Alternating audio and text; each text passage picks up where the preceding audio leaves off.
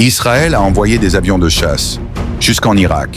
Pas en entraînement, pas en patrouille, non, jusqu'à la frontière iranienne. Et là, une question explose. Est-ce qu'on vient d'assister au début du face-à-face final entre Israël et l'Iran ? C'est une opération que Tel Aviv ne faisait jamais sans raison. Et cette fois, le signal est clair, direct et terrifiant. Parce que si Israël s'aventure si loin, ce n'est pas pour montrer ses muscles. C'est parce que quelque chose de très grave se prépare. Aujourd'hui, je t'explique ce que personne n'ose dire. Dans les dernières heures, des avions de chasse israéliens ont traversé l'espace aérien irakien, volant à basse altitude pour éviter les radars. Plusieurs sources confirment un vol militaire jusqu'à la zone frontalière irakienne, à seulement quelques dizaines de kilomètres de l'Iran. L'Irak a explosé de colère. Le gouvernement parle d'une violation flagrante de sa souveraineté. Et il s'est tourné vers l'ONU pour porter plainte. Mais ce qui choque le plus, c'est que ces avions n'auraient jamais pu passer là-bas sans coordination avec les États-Unis. Alors la vraie question devient, qu'est-ce que Washington et Israël préparent ? Parce que ce genre de vol, ce n'est jamais accidentel. C'est un message militaire, un test, une répétition, parfois les trois à la fois. Et pour l'Iran, c'est un avertissement clair. Israël peut frapper où il veut, quand il veut. On ne peut pas comprendre cette montée de tension sans regarder le contexte. Depuis plusieurs semaines, l'Iran augmente ses capacités militaires, teste des drones longue portée et renforce ses bases. En face, Israël considère que l'Iran n'a jamais été aussi proche de franchir une ligne rouge stratégique. Récemment, Téhéran a multiplié les annonces.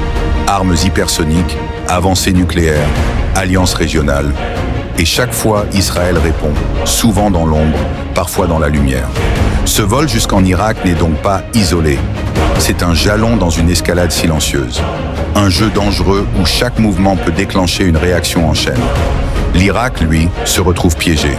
Il ne veut ni servir de corridor à Israël, ni devenir un champ de bataille entre l'Iran et ses adversaires.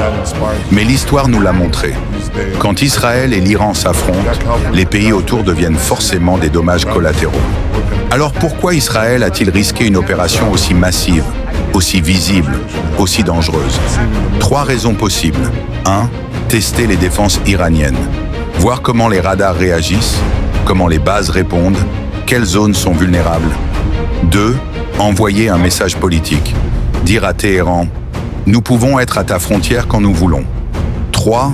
Préparer une frappe préventive, la plus inquiétante. Parce que c'est exactement ce qu'Israël avait fait, juste avant de frapper un réacteur en Syrie en 2007.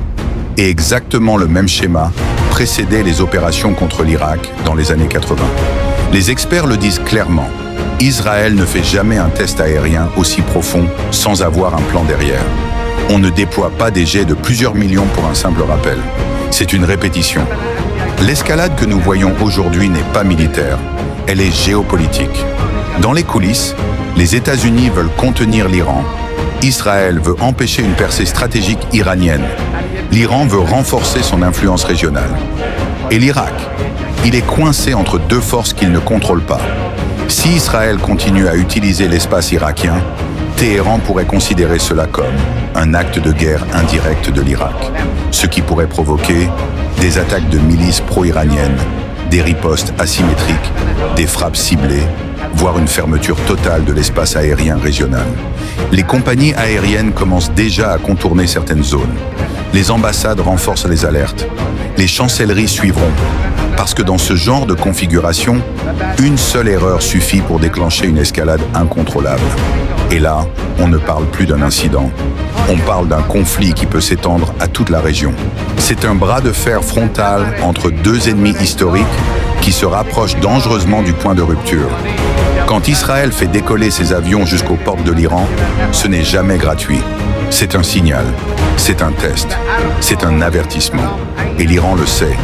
C'est pour ça que Téhéran commence à renforcer ses forces, à renforcer ses sites sensibles et à surveiller chaque mouvement israélien.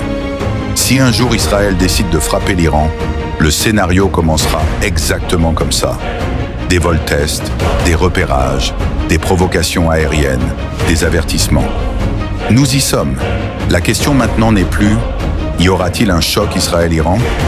La vraie question est « quand et comment le monde va encaisser le coup ?» parce que celui qui déclenchera la prochaine étincelle ne pourra plus arrêter l'incendie.